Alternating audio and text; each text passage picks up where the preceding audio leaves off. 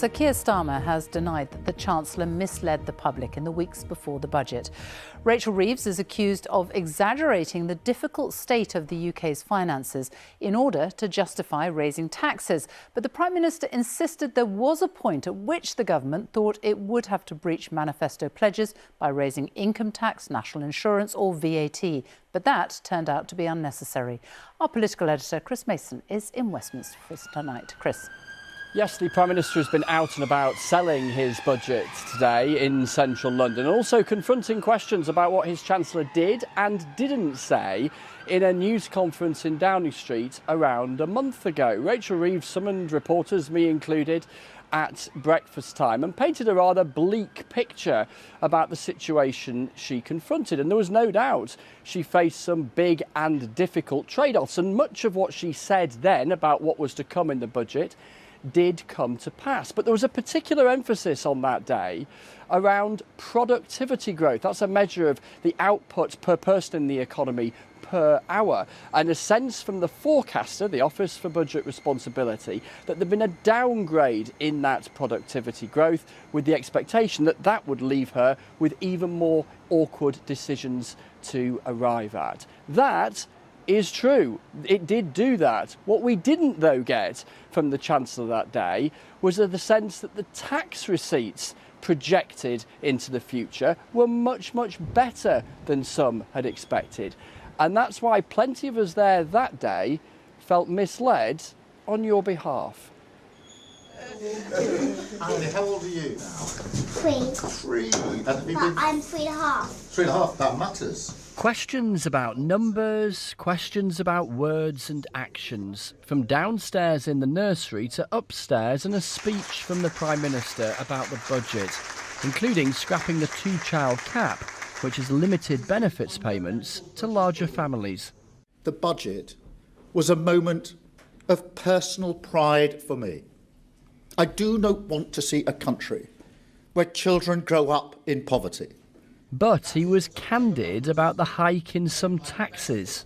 Tax rises do make life harder for people. I understand that. Politics is always about making choices. He also talked in broad terms about his desire for further benefits changes and getting young people into work, getting rid of what he called unnecessary regulations, and a closer trading relationship with the European Union. But the questions he faced were largely about this, a news conference the Chancellor gave a month ago, setting out her stall for the budget choices to come. I want people to understand the circumstances we are facing. Nothing Rachel Reeves said here was wrong, and she did confront circumstances that meant really tricky political trade-offs. But she left us with a misleading impression that day, which suggested a bleaker backdrop than we now know the spreadsheet she'd seen then revealed on Budget Day. And it's not just reporters making this observation. Privately, so are some of the Chancellor's ministerial colleagues who feel misled, prompting this response from Rachel Reeves today. You would never expect a Prime Minister and a Chancellor to go through all the detailed numbers. The Cabinet are briefed on the morning of the budget on the budget numbers. Back at the Prime Minister's speech, here is a flavour of some of the questions. Isn't the reality that in failing to be candid about the breadth of what she knew at her pre-budget news conference, the Chancellor misled us? Trust matters. How can our viewers trust anything you say? A Cabinet Minister has told me this morning they do feel misled. Sir Keir Starmer repeatedly said a downgrade in the forecaster's estimate for productivity growth made things harder, and it clearly did. But he did acknowledge there was other data, which the Chancellor didn't mention at the time. Of course there are other figures in this, but there's no pretending that that's a good starting point for a government. It isn't.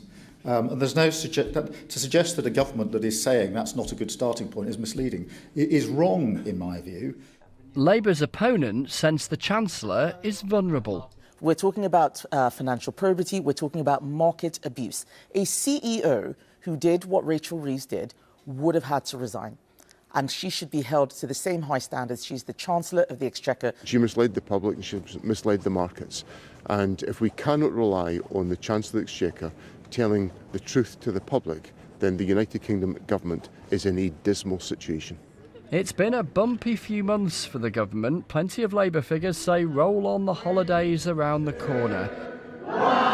Santa arrives 3 weeks on Thursday. And there's a thought, if you've barely given a moment's thought about Christmas, which is certainly the category that I'm in. I'm struck tonight by two brief observations. The pride that the Prime Minister exuded today in the contents of his budget, and the reflections of plenty of Labour folk in private that the process running up to the budget, and indeed since, has been far from ideal. Chris Mason in Westminster, thank you. So the head of the Office for Budget Responsibility has tonight resigned after the whole budget was leaked before the Chancellor had even got to her feet in the Commons. Richard Hughes had been in charge for 5 years.